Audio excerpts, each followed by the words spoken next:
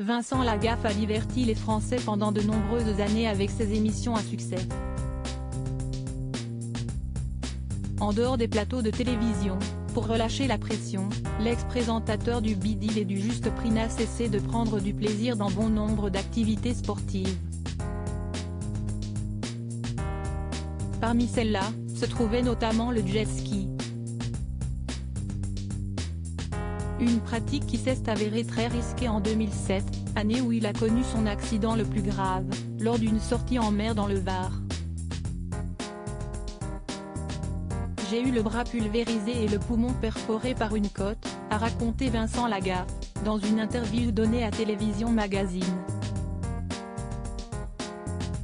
Une mésaventure qui n'a pas été sans conséquences sur sa santé, cette même côte s'est appuyée sur une artère coronaire à la sortie du cœur et quelques années plus tard, un cardiologue, que j'avais consulté pour participer à l'aventure Robinson pour TF1, a découvert que je risquais un accident cardiovasculaire.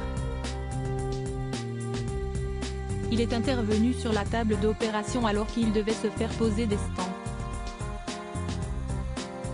Là aussi, j'ai une bonne étoile, a concédé Vincent Lagaffe, avec le recul des années, auprès de nos confrères. Vincent Lagaffe, Evelyne Leclerc, Philippe Risoli. Ces animateurs qui ont marqué le petit écran dans les années 90. Vincent Lagaffe victime d'accidents à répétition. Vincent Lagaffe apprécie le goût du risque. Il le vit dans son quotidien et est même ancré en lui, via un tatouage, no risque, no fun, N. D.L.R, pas de risque, pas de plaisir, en français. Un état d'esprit que le père d'un fils prénommé Robin a développé au fil de ses expériences sportives aventureuses, côtoyant notamment le milieu automobile.